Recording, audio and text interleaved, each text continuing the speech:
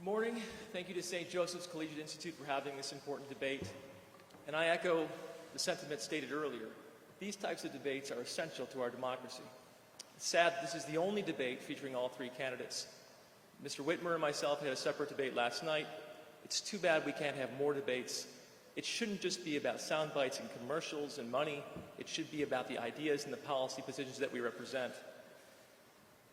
My story is different than a lot of candidates' story.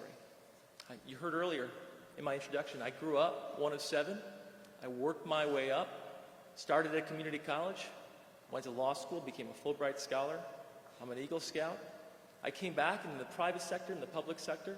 I brought millions of jobs and investments to this region. And I thought I could do better than Chris Collins. You may remember 2 years ago, I stood on this stage with an empty podium. He wasn't here. That's because his party protected him.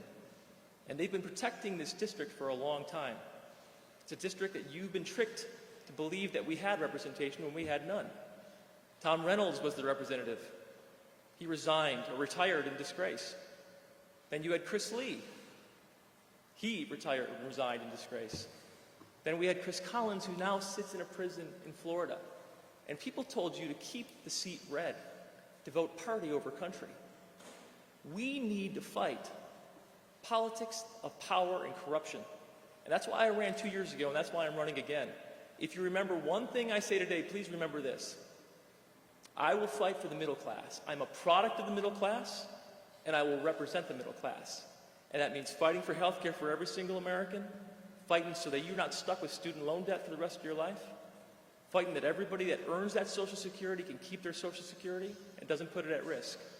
Again, I'm backed by almost every major labor union, the United Auto Workers, the teachers, the nurses, the AFL-CIO, and I'll fight for the middle class.